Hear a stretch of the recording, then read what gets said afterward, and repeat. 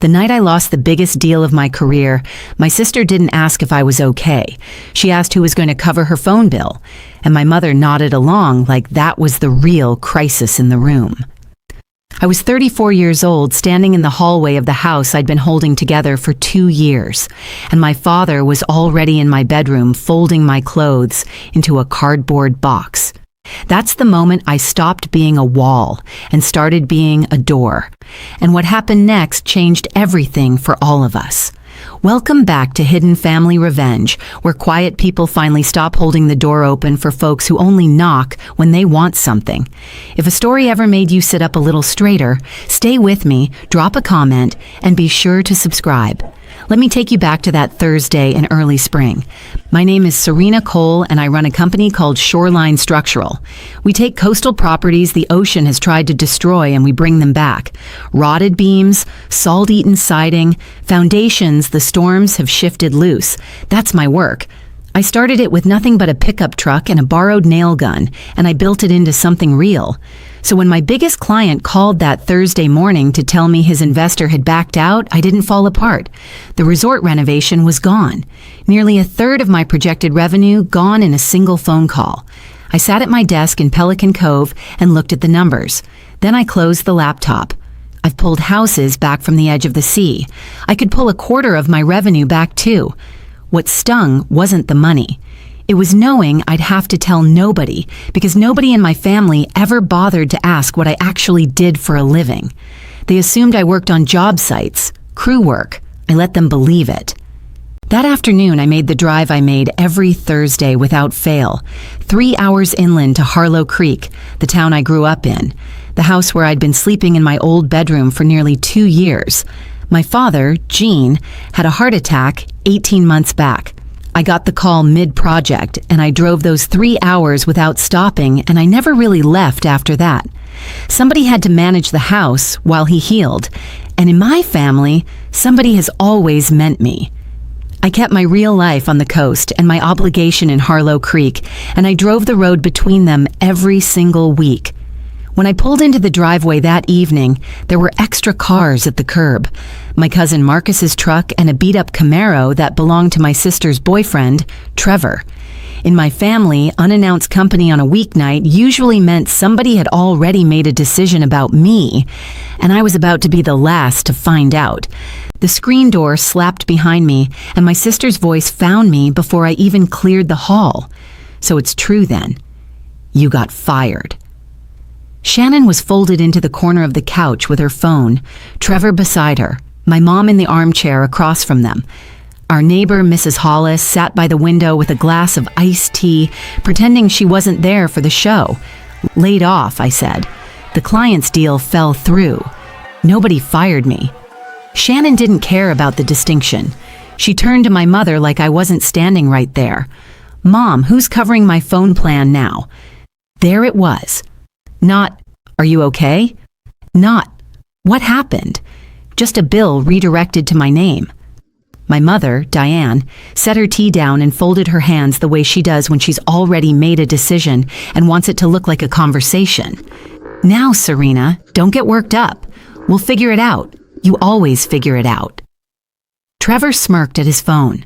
Marcus, by the kitchen doorway, gave me a look I couldn't quite read yet. Something close to a warning. How do you already know? I asked. Shannon shrugged. Trevor's brother works at the supply place. Word gets around. So they'd known for hours. They'd gathered in that living room and talked through my bad day before I even made it through the front door. And the only item on their agenda was who covered her $250 monthly plan. I drove 3 hours to find out my own family held a meeting about my paycheck, I said. My mother smiled like I was being unreasonable. Sit down, honey. You're tired. I didn't sit. My father, Gene, came in from the hallway with a flat cardboard box, the kind we used to keep for moving. He popped it open without looking at me and set it on the coffee table. Your sister and Trevor need a real room, he said. They're talking about getting married. Makes sense for them to take yours. Then my mother delivered the line she'd clearly rehearsed. Your sister needs this house more than you do, Serena.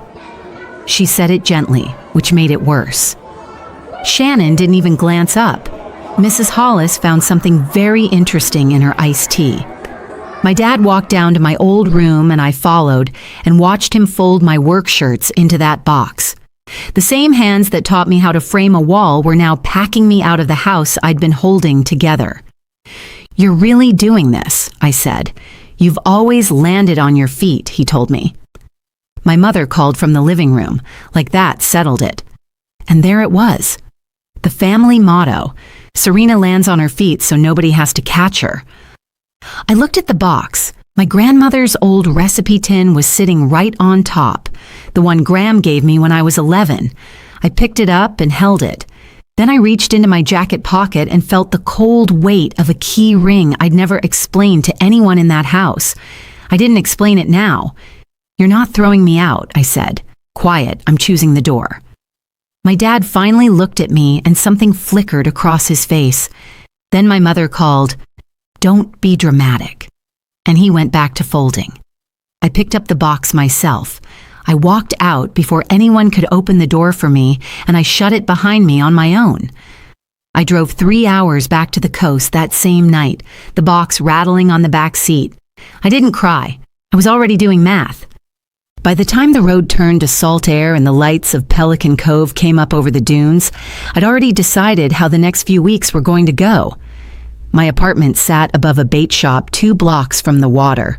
My office was a converted boathouse a mile down the road with my name on a sign I'd paid for myself. This was my real life, the one my family never bothered to come see. My business partner, Camille Torres, was still at the office at 10 at night the way she always was when a contract dropped and we needed to scramble. She took one look at me carrying that box and set down her coffee. "You finally left that house," she said. "They left me," I told her. "I just stopped arguing about it." Camille had been telling me for a year to pull back from Harlow Creek. She'd watch me wire money home, cover bills, drive that highway every week, and she'd watch me come back emptier each time. "Good," she said. "Now what do you want to do about it?" I didn't answer right away. I set the box on my desk and looked at it. On top, under the recipe tin, was a folder I kept locked in my drawer and carried back and forth like a secret. Camille saw me look at it. "Is it time?" she asked. I still wasn't sure. But for the first time in 2 years, I felt the line I'd been driving go slack, like a rope finally cut loose. Let me back up because the box didn't come from nowhere. 18 months before that night, my father collapsed in the driveway with a heart attack. I got the call at a job site, drove the 3 hours without stopping, and I didn't really leave after that. Somebody had to manage things while he recovered. And in my family, somebody always meant me. My mom hadn't worked in years. Shannon drifted between jobs she quit before they could fire her. So I moved into my old room and I took the weight. I caught up the property taxes that had quietly fallen behind. I filled the gap in the homeowner's insurance. And when Shannon wanted a newer car and her credit couldn't carry it, my mother handed me a pen and I co-signed because a default on that loan would damage the credit I needed to run my own business. I didn't do any of it to be a martyr. I did it because I cannot stand watching something fall apart when I know how to hold it up. That's my flaw, if you want to name one. I fix things. I'd rather carry the load than argue about whose load it is. I told myself it was temporary. I even set a condition once. Shannon pays her own car after 6 months, I said the day I signed. My mother waved it off. She's getting on her feet. Shannon never got on her feet because nobody ever let her hit the ground. And me, I was the one who never needed catching, which in that house was just another way of saying I was the one nobody had to think about. I drove that highway every week and told myself family was worth it. I believed that right up until the night they handed me a box. People who hear this story always ask the same question. Why does your mother love your sister more? And it isn't that simple. I won't pretend it is. Between Shannon and me, my mother lost a pregnancy. She doesn't talk about it, but my grandmother told me once years ago. A pregnancy that ended before it began, and then Shannon arrived. Early, small, fighting to breathe. My mom decided that child would never want for anything as long as she lived. She built her whole sense of self around keeping Shannon safe and close. And somewhere in that process, she decided I was the strong one, the one who didn't need worrying over. I understand where it came from. Understanding, it never made it hurt less. My father came from his own wreckage. His dad was a hard, loud man, and Jean learned early that peace meant agreeing with whoever raised their voice the most. In our house, that was my mother. So he never fought for me. He just kept his head down and folded shirts when he was told to. The only person in that family who ever truly saw me was my grandmother, Graham Eloise. She used to pull me aside when I was small and say, "You were never the strong one to me, baby. You were just the only one who always showed up." She lived in the back room of the Harlow Creek house now, turning 82 next month. Her world had shrunk to a recliner and a window. She'd lost the one place she ever truly loved a long time ago, and losing it had folded something in her. I think that's why I kept driving that highway so long. Not for my mother, for the old woman in the back room who remembered my name when no one else thought to say it. That first night back in Pelican Cove, I didn't sleep. I sat at my kitchen table with my laptop and cold coffee, and I started pulling threads.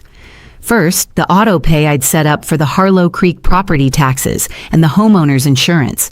Both ran out of my account. Both stopped that night with 2 clicks. Then Shannon's car. I'd been quietly making those payments myself, so I logged in and turned off the auto pay. I knew a cosigner can't simply vanish off a loan. The only clean exit was for Shannon to refinance in her own name, and she'd never qualify. So I did the honest thing instead. I stopped covering it, and I told her plainly in a message that the payments were hers now. If she let it default, the repossession would leave a mark on my credit too.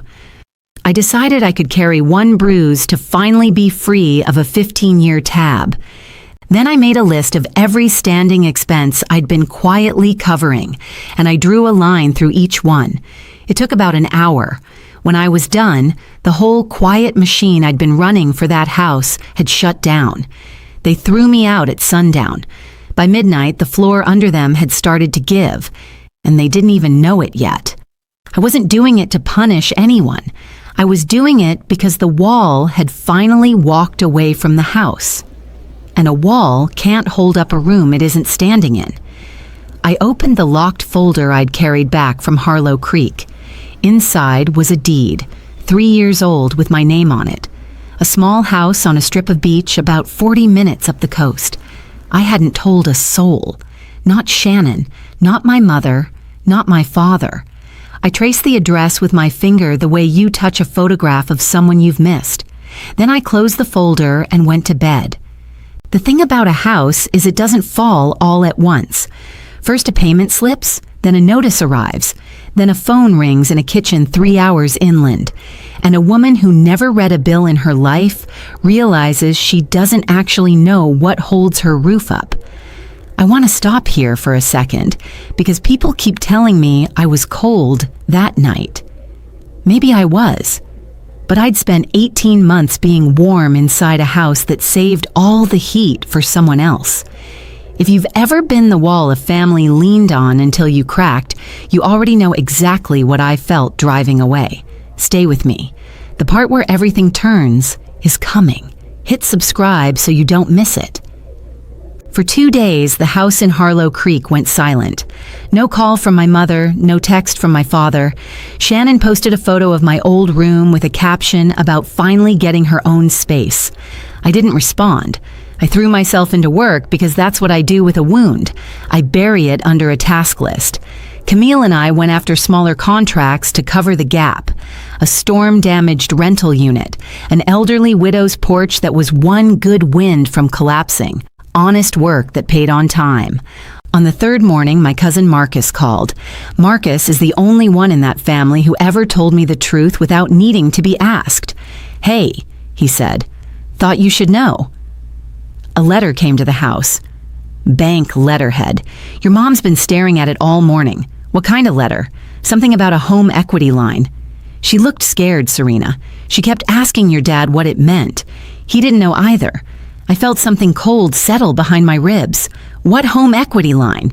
Marcus went quiet. You don't know about it. Marcus. What home equity line? I figured you'd set it up. It's got... He paused. Look, I shouldn't be the one saying this, but your name's in it somehow. Your mom mentioned it. I thanked him and hung up and sat very still. There was a piece of this I hadn't found yet, and it had my name on it. I'd find out soon enough that the people who threw me out of that house had been quietly leaning on me in ways I'd never agreed to, in places I'd never thought to look. Shannon called that afternoon. I almost let it ring. Some old reflex made me pick up, the one that still hoped maybe someone would ask how I was doing. Hey, she said, so my car insurance is due Monday. Can you handle that? And Mom says the water heater is making a noise, so probably that too. No hello. No question that didn't end in a dollar amount. Shannon, I said, do you know where I am right now? I don't know. Somewhere on the beach. I'm 3 hours away and I'm off your payroll. A pause. I could hear Trevor in the background saying something low. Don't be like that, Shannon said. You always handle this stuff. I handled it because nobody else would. That's not the same as it being mine to handle. So you're just going to let my car get repossessed over what? Your feelings. I almost laughed. I'm not your bank, Shannon. I was never supposed to be. Trevor's voice got louder in the background. Ask her about the other thing, he said, and Shannon shushed him fast, but I'd heard it. The other thing? What other thing? I asked. Nothing, Shannon said too quickly. Forget it. She hung up. I set my phone on the desk and looked at it for a long time. There was a script in that family and I'd been playing my part in it for 15 years. The dependable one. The open wallet. The wall. And now that I'd walked off the set, they were all confused that the lines weren't landing. The trouble was somebody had written me into a part I never agreed to read, and Trevor had just let the page slip. That night, I sent the message I should have sent years before. I kept it short, the way I keep an invoice to a client when there's nothing left to negotiate. I wrote it to all three of them at once. The taxes, the insurance, the car cosign, done as of now. I gave them a clean date and the bank's number and nothing else. No apology, no long explanation about how much it hurt. I'd learned a long time ago that grief doesn't move people who think your job is to bleed quietly. Only consequences do. Before I hit send, I wrote one more line for myself as much as for them. Family isn't a bill, it's a door, and I'm done holding it open for people who only knock when they want something. I didn't send that part. I just needed to read it back in my own handwriting once to believe it. Then I sent the rest and put the phone face down. Camille read the message over my shoulder the next morning and nodded once. No soft edges, she said. Good. They'll try to make you the villain for this. Let them, I said. I've been the wall for 15 years. They can carry the roof for a while. I meant it. But I already knew my mother. She wouldn't argue the money. She'd argue the love. She'd turn a spreadsheet into a betrayal and a boundary into an act of cruelty, because that was the only language she'd ever used that worked on me. And for 15 years, it had. The question I sat with that morning, watching the tide go out past the boathouse window, was whether it still would. The storm hit by noon. My mother called 6 times before I answered. When I finally picked up, she didn't lead with the money. She led with the knife. After everything this family has done for you, she said, this is who you've become. And what has this family done for me, Mom? Silence. She didn't have a list. There wasn't one. You've always landed on your feet, Jolene, she said, and then she caught herself. You've always landed on your feet, Serena. Falling back on the old refrain. You don't need us the way your sister does. Why are you doing this to her? There it was again. That sentence she used like a hammer. The one that turned my whole life into a reason to ignore me. I'm not doing anything to Shannon, I said. I stopped doing things for her. That's not the same. She could lose her car. Then she can make her payments the way adults do. My mother's voice cracked right on cue. The tears she could summon like turning a tap. The things we sacrifice, Serena. You don't understand what it is to almost lose someone you love. It was the one true thing she'd said, and she used it like a weapon, the way she always did. "I do understand, Mom," I said quietly. "I've understood my whole life. That's why I drove that highway for 18 months. But grief isn't a debt I owe forever." She went silent.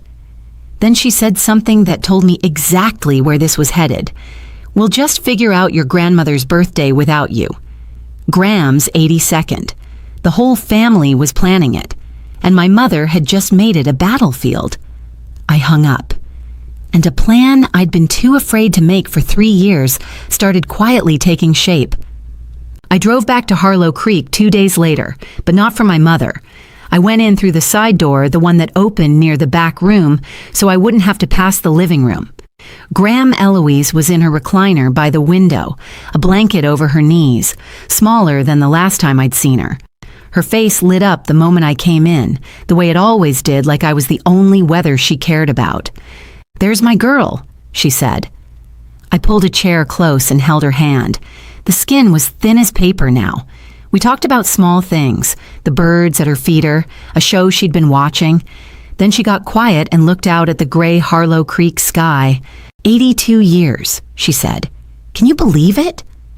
"What do you want for it?" I asked. "For the birthday." She smiled, but it was a sad one. "I had one good house in my whole life," she said. "Out on the water. Your grandfather and I bought it the year we got married. We lost it when the hard times came. She'd told me this before, but never quite like a wish. The sea took so much from us. But that porch, I used to watch the sun go down off that porch and think, this is mine. Nobody can take this from me." She squeezed my hand. Funny what a person holds on to at the end. I didn't tell her what I knew, not yet. I just sat with her until the light changed, and on the drive back to the coast, I made a call to my attorney about a document I'd been thinking about for 3 years and had never been brave enough to draw up. The house Graham lost is the house I bought back. I never told her. 3 years ago, it came up at a county auction. Half a ruin, the porch sagging into the sand. I emptied my savings, and I took it. By the 3rd year, I'd finally reached the bones of the place. The original interior walls nobody had opened since my grandparents built it. Every owner after them had only done surface work. Paint, cheap fixtures, the easy things. Not one of them ever went into the structure. The day after I sat with Graham, I drove up the coast to work because tearing out rot is the only thing that truly calms me. I was prying loose a sealed wall section beside the old chimney, lath, and horsehair plaster that hadn't moved in 60 years when something dropped out of the cavity and hit the subfloor. A coffee tin, rusted at the seams, the kind they stopped making decades ago. I sat right down on that subfloor and pried it open. Inside were photographs, curled and yellowed. My grandmother young, my grandfather with his arm around her, the porch new and white behind them, and under the photos a sheet of paper folded into a small, hard square, soft from age, her handwriting, a list, things I want before I go. I read it with my heart going slow and heavy. Most of it was simple. See my cousins once more, make peace with Jean, and at the top underlined twice so hard the pen had nearly torn through. Watch one more sunset from the porch of a house that's mine. She'd sealed that tin inside the wall the year they built the place. Behind plaster no one ever had a reason to open, and it had waited there in the dark through the foreclosure, through the new owners, through the long years of ruin. Because not one of them went down to the bones of that house until I did. I sat on that floor until the light went orange through the salt-streaked window. Then I folded the list back into the tin, and I knew exactly what I was going to do and exactly where. I called my attorney from the porch, sitting on the new boards I'd laid myself, the ocean going dark in front of me. "I want to set up a life estate," I told her, my grandmother. "She lives in this house for the rest of her life. No rent, no conditions. I keep ownership, but the right to live here is hers until she's gone." My attorney walked me through it. It was clean. It was legal. And it was exactly the kind of thing nobody could argue me out of because it was mine to give. I'd built this back with my own hands and a decade of grinding. Nobody handed it to me, and now I was going to hand the best of it to the one person who'd ever handed me anything. I'd throw Graham her 82nd birthday right here on this porch, in the house she lost and never knew she'd gotten back. I'd watch her face when she realized where she was, and the family that packed my shirts into a box could find out the same way everyone else did. I started planning it that night. The caterer, the chairs, the string of lights along the eaves. Camille thought I'd lost my mind. "You're throwing a party for the people who threw you out." "I'm throwing a party for my grandmother," I said. "They're just going to be there for it." My phone buzzed while we talked. A new inquiry had come through the Shoreline website, through the listing where I quietly rented the cottage out for events when it sat empty. Someone wanted to book it for a family gathering. I almost didn't read the name. When I did, I had to read it twice. The booking request was from a Diane Cole. I sat there staring at my own screen. Diane Cole wanted to rent a beach house for an 82nd birthday party. My mother had gone searching online for somewhere nice to host Graham's birthday, somewhere that would photograph well in front of the cousins and the church friends, and the algorithm had handed her my cottage. She had no idea it was mine. She didn't even recognize it as her own mother's lost house. The listing photos showed it restored, transformed, nothing like the ruin the family remembered. Camille read the screen over my shoulder and let out a low whistle. "She's trying to rent your house to throw a party you were already throwing. In the house her mother lost," I said, "that she doesn't know I own." We sat with that for a minute. It was almost too perfect. The kind of thing you couldn't write. My mother, who told me my sister needed a house more than I did, was now trying to pay me to use a house she didn't know was mine. There was a version of this where I exposed it right then, fired back a message that said you can't rent what I already own, and watched her squirm over text. But text is small, and what my mother had done to me wasn't small, and it hadn't been done in private. She'd packed me out in front of a neighbor, so I wasn't going to settle this in a private message. I was going to settle it the way she'd done it, out loud, in front of people, with witnesses. "Don't answer it yet," I told Camille. "Let me think about how I want this to go. I already knew. I just wanted to be sure I had the stomach for it." Before I could plan anything, Marcus called again. His voice was tight. "I found out what the bank letter's about," he said. "You're not going to like this." 2 years earlier, it turned out my mother had opened a home equity line against the Harlow Creek house to fund Shannon and Trevor's life together. His truck, a business idea, the wedding they kept talking about. And because her own credit was thin, she'd used the only strong name attached to that house, mine. She'd kept copies of everything from the car cosign, my social security number, my income, my old signature, and she'd used them to forge my name onto the equity line application. I never saw it. I never signed it. But on that paper, I was a borrower. The line was now delinquent. The house was the collateral, and my name was on the hook. Here's the part I've turned over 100 times since. I'd seen a sign of this. About a year back, a strange letter came addressed to me at the Harlow Creek house, something from a lender I didn't recognize. I asked my mother about it. She said it was junk mail, a pre-approval, nothing. I called the number anyway and got the runaround. When I tried to have my name removed, they told me the account holder had to come in and sign. The account holder was my mother, and she never went. So I'd caught the smoke, reached for the alarm, and found the door locked from a side I couldn't reach. I sat with the phone in my hand and felt the whole shape of it settle over me. The house they kept me out of had been standing on my name the entire time. I didn't panic. Panic is for people who don't understand how a foundation works. I called my attorney the next morning and we went at it like a job, methodically. From the bottom up, we pulled the loan documents. We held the signature on the application next to my real one and saw the forgery plain. We logged the dates against where I'd actually been. Then we did the slow, unglamorous, necessary things. A written fraud dispute to the lender, an identity theft affidavit, a police report in the county where it was filed. My attorney was direct with me. This is a strong fraud claim.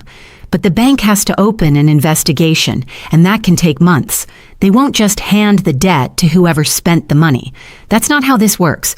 What we're doing is disputing whether you're liable at all. If the forgery holds, you come off it and the bank goes after the people who actually signed. I sat with that, naming my own mother in a fraud claim, putting it in writing that she'd forged my signature onto a loan. A year ago, I'd have flinched and quietly absorbed the debt just to keep the peace. Not this time. File all of it, I said. So we did. It was slow, careful, uncertain work.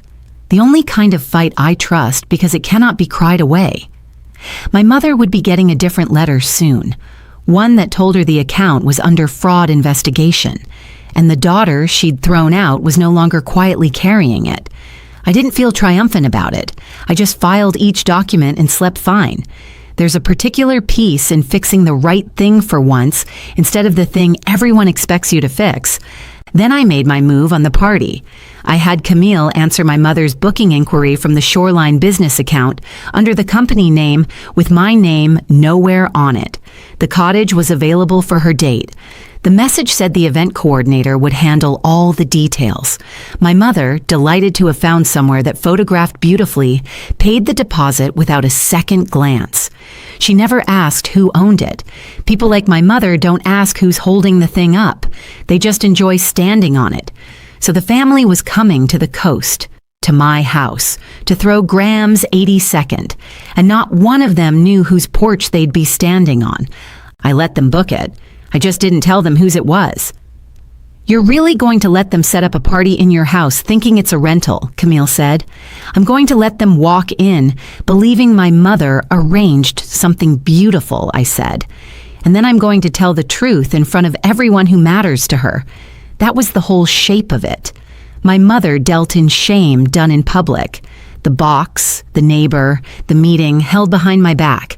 So I'd answer with truth done in public. Not a scream, not a scene, just the facts, in a room full of witnesses where she couldn't spin them into a private story where she was the victim. I spent the next 2 weeks finishing the cottage, new porch rail, fresh white paint, a little carved wooden sign I made myself and hung by the door, though I kept it covered for now. The party was set. Graham didn't know. My mother didn't know. The only people who knew were me, Camille, and a lawyer drawing up a deed. My father called the week before the party. He never calls. I almost didn't recognize his name on the screen. Serena, he said. Then a long quiet, the kind he fills a room with. I know that night wasn't right. The box. I shouldn't have packed your things. I waited. I'd waited 2 years for him to say a true sentence. I wasn't going to rush it. Your mother said it was best for everyone, he went on. I went along. I always go along. That's the thing about me, I guess. It is the thing about you, Dad. I said it gently, not to wound him, just because it was true. He breathed out slow. There's a letter that came. About the house. About a loan. Your mother won't tell me what's in it. I closed my eyes. Ask her, Dad. It's her loan. She says it has your name on it. It does. She put it there without asking me. The silence on the line stretched long enough that I wondered if he'd hung up. I didn't know, he finally said. I believe you, I told him. You never know anything in that house. You make sure of it. It was a hard thing to say to my own father, but he'd earned the hearing of it. Are you coming to your grandmother's birthday? He asked. I'm coming, I said. More than you know. I didn't explain. He wasn't ready, and neither was I. But I felt something I hadn't expected. Not forgiveness. Not yet. But a small open window where a man who'd spent his whole life folding shirts and keeping quiet might just once choose to stand up straight. I hung up and went back to sanding the porch rail, and I let myself hope. Just a little. Hope is cheaper than disappointment, and I had room for it. The consequences I'd set in motion started landing in Harlow Creek that same week, and Marcus narrated it to me, whether I asked or not. The car went first. A tow truck came on a Wednesday afternoon and took Shannon's SUV out of the driveway while she stood in the doorway in her robe, screaming at a man with a clipboard who had heard worse. 2 months behind with no one quietly covering it. She had to ride with my mother everywhere now like a teenager again. Then the home equity notices started arriving in earnest. With the account under a fraud dispute and my name no longer the silent foundation behind it, the lender's letters landed squarely on my parents. The bank's fraud unit started asking my mother questions she couldn't answer cleanly. The bank wanted payment they didn't have. My mother called Marcus crying about what Serena did to this family. And Marcus, bless him, said, "Aunt Diane, Serena didn't take out that loan." She hung up on him. Trevor, sensing the money drying up, started spending less time at the house. The wedding talk went quiet.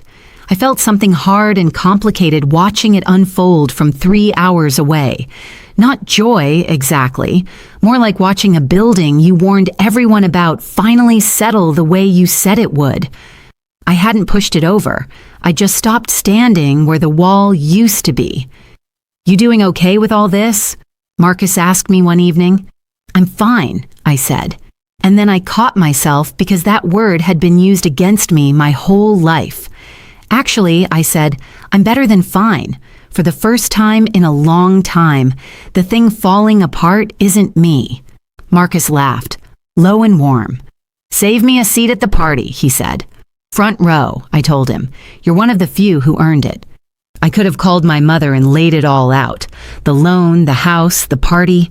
I didn't. Some people only hear you when the quiet gets loud enough to cost them something. If you've ever gone quiet on purpose, you know exactly what I mean. Tell me in the comments where you're watching from. And stay close because the party is almost here. And so is the part nobody saw coming. The last week before the party, I more or less lived at the cottage. I finished the porch and washed the windows until every trace of salt was gone and the glass took the light clean. Camille strung lights along the eaves. The caterer confirmed. I had a cake made. Lemon, because that was Graham's favorite. The little carved sign by the door stayed under cloth, waiting. The cottage didn't look like the ruin the family remembered, and it didn't look like a rental. It looked like a home that had been loved back to life, which is exactly what it was. I stood on that porch the night before and watched the sun go down over the water, the way Graham had written she wanted to, and I tried to picture her face seeing it. I'd brought the coffee tin with me. I set it on the mantel inside, the photographs propped beside it, the list folded inside the tin exactly where she'd left it. Some part of me wanted her to find it herself. The deed sat in a folder in my truck, signed and witnessed, the life estate drawn up clean. Everything was ready. My mother thought she'd rented a pretty venue. Shannon thought she was attending a party. The cousins were driving in from 3 counties over, and not one of them knew that the house they were about to celebrate in had been bought back from ruin by the daughter they'd packed into a box, or that the woman of honor was about to be handed the one thing she'd written down and hidden in a wall 50 years ago. I slept at the cottage that night. I woke before dawn to the sound of the tide, steady and certain. And I was not afraid. My mother called the morning of the party, and this time the performance had cracks showing through. "The bank is threatening to take the house, Jolene." Then she caught herself again. "The bank is threatening to take the house, Serena." Her voice shook. And for once, I thought some of it might be real.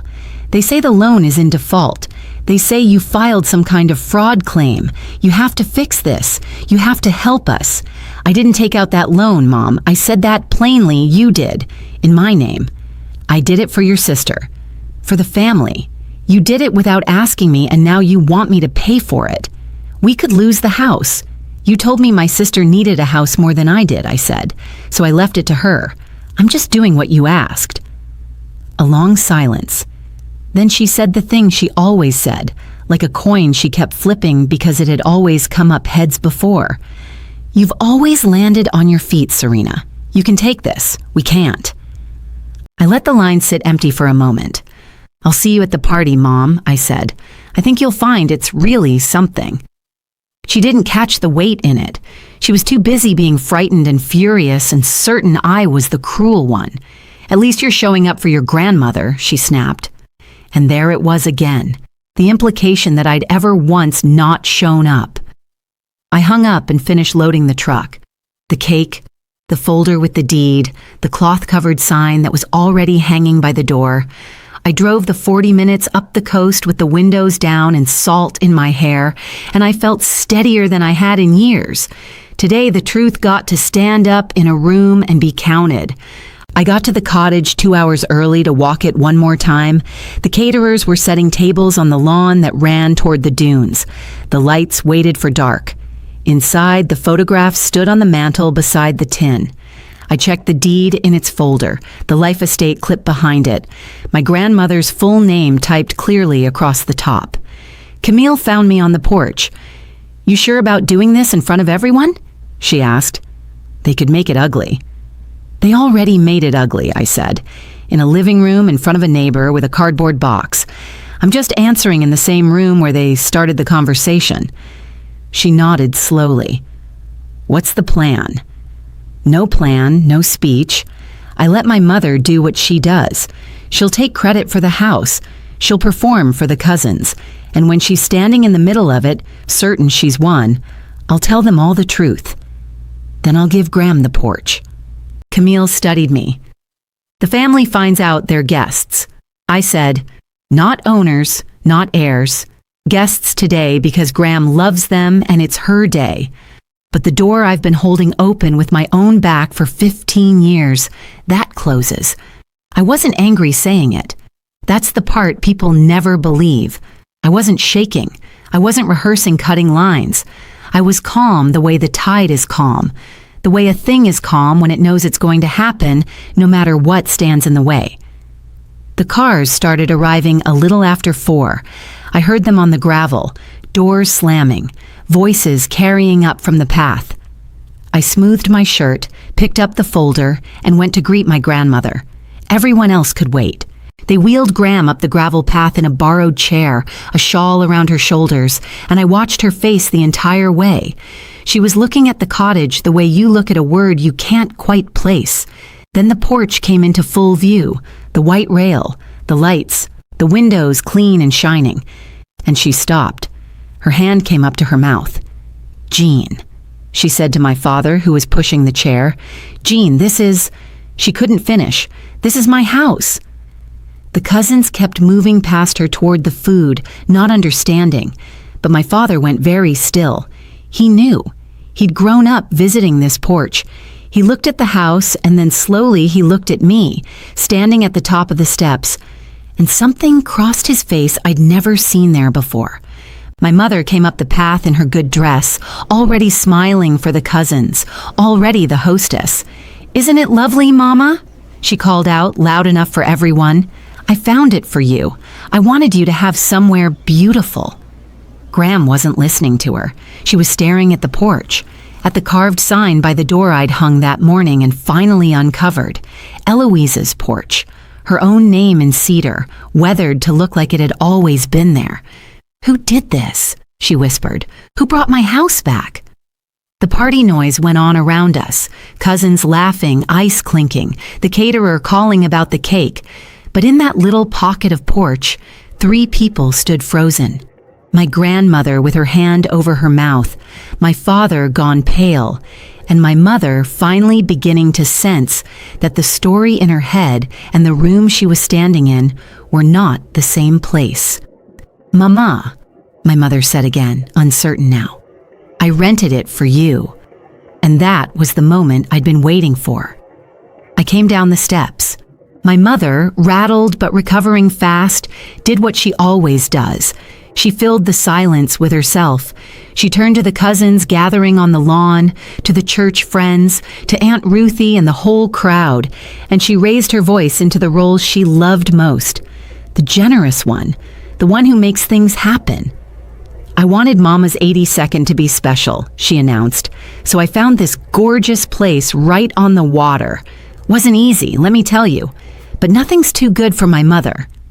A few people clapped. Shannon, beside Trevor near the cooler, smiled like some of the credit was hers. My mother was glowing now, the fright from the morning's bank call buried under the warmth of an audience. This was her medicine. To be seen as the woman who provided, who arranged, who gave. The same woman who told me my sister needed a house more than I did was now taking a bow in a house she didn't know I owned. 3 months of planning, she went on, warming to it. I just wanted somewhere that felt like family. Graham was still staring at the sign. My father hadn't moved. Marcus, off to the side, caught my eye and gave the smallest nod, like a man bracing for a wave he could see coming.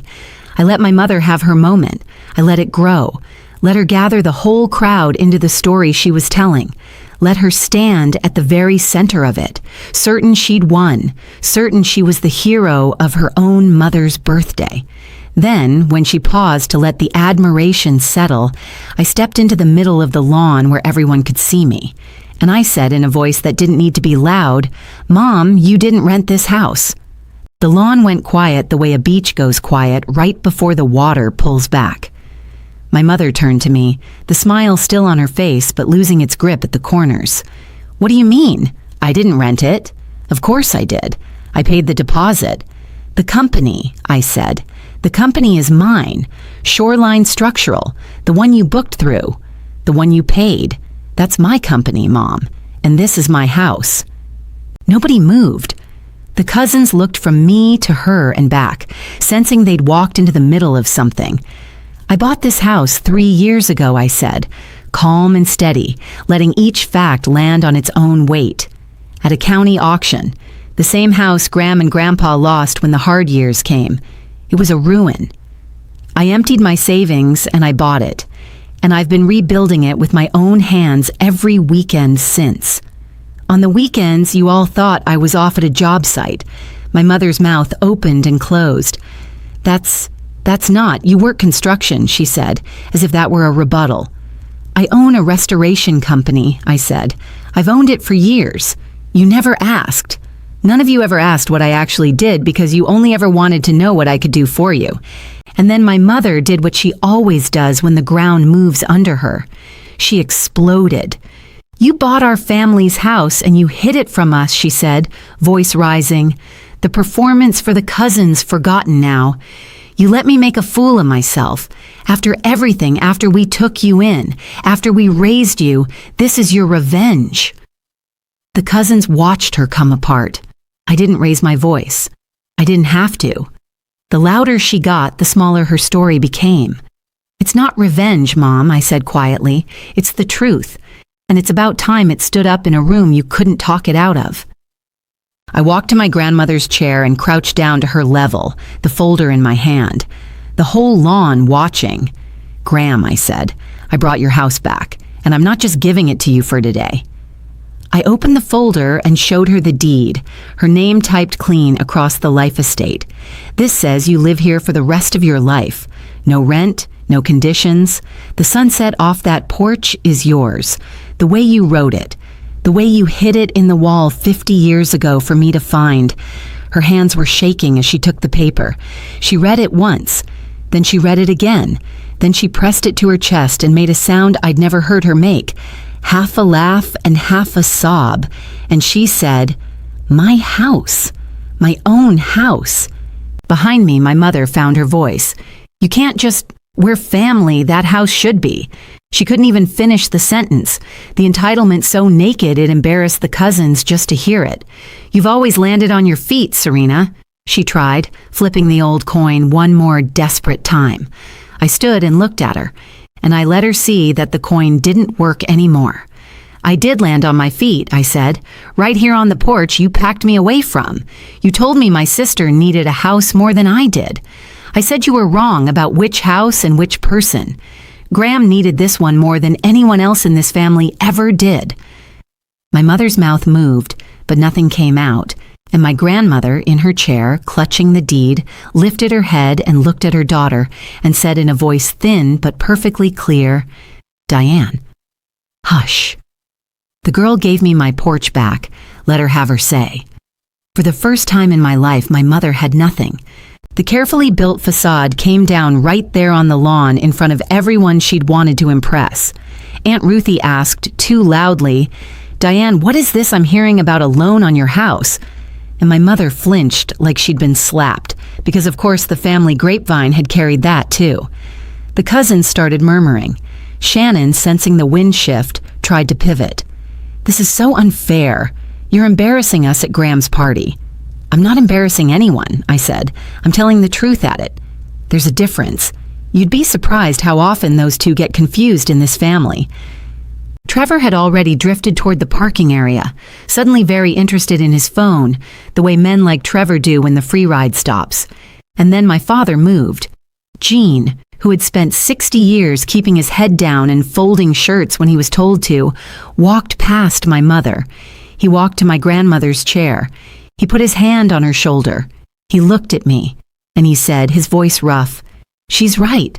Serena's right about all of it. It wasn't much. It came 30 years too late." But my mother turned to him like he'd betrayed her, and he didn't look away. He didn't fold. "Diane," he said quietly, "enough." It was the first time I'd ever heard him tell her enough. The party didn't end so much as dissolve. The cousins, unsure where to look, drifted toward the cake. Aunt Ruthie started asking my mother pointed questions she couldn't answer smoothly, and I stood beside my grandmother's chair with my father's hand near mine on the back of it, and the three of us looked out at the water, while behind us the family I'd carried for 15 years quietly came apart under its own weight. The crowd thinned out by evening. The cousins left in twos and threes, some of them stopping to squeeze my hand on the way to their cars. A few looking at my mother differently than they had when they'd arrived. Shannon left with Trevor, then came back 10 minutes later, because Trevor had driven off without her. She didn't apologize, but she sat on the steps for a while, quiet, watching the water. And before she left with my parents, she said, "I didn't know about the loan," for what it's worth. It wasn't much, but it was the first true thing she'd said to me in years. My parents drove back to Harlow Creek to face a house they'd have to save on their own now, with their own names and their own money. The home equity dispute would grind on for months, and nothing about it was guaranteed, but I'd stopped quietly carrying it. What they'd actually signed for, they'd answer for themselves. I stayed behind with Graham. When the last car crunched out down the gravel, I wheeled her chair to the edge of the porch, and we sat together as the sun went down over the water, gold spilling across the whole bay. She held the deed in her lap the entire time. First sunset. "That's all mine," she said softly. "Took 82 years. It's yours now," I told her. "Every one of them from here on." She reached over and found my hand, and we watched the light go down together. And neither of us said anything else because nothing else needed saying. I kept the cottage, and Graham lived there. I drove up most weekends the way I used to drive to Harlow Creek, except now the highway led towards someone who was glad to see me instead of someone who needed something from me. Shoreline recovered. We landed 2 new contracts by fall, and the hole the resort left filled in, board by board the way holes do when you keep working. My mother and I didn't speak for a long while. I didn't slam that door. I just stopped holding it open with my back. My father called sometimes, short, careful calls. And once he drove out to the coast alone and sat on the porch with Graham and me and didn't say much, which from him was a whole speech. People still ask me if I feel guilty for pulling back from my family. I tell them what I finally understand. Family isn't a bill you owe forever. It's a door. And I'm done holding it open for people who only knock when they want something. The ones who knock because they love you, you'll always let in. The rest can learn to carry their own roof. I spent 15 years being the wall. It turns out I make a much better porch. If there's one thing I want you to take from my story, it's this. Setting a boundary isn't slamming a door on the people you love. It's finally deciding who gets a key. That's my story. 1 lost contract, 1 cardboard box of folded shirts, and a porch a family tried to take from a woman who'd already bought it back. If this reminded you that your kindness isn't a debt you owe forever, take that as your sign. Give yourself the key first. Share this with someone who needs to hear it. Drop a comment, tell me where you're watching from, hit subscribe, and I'll see you in the next one.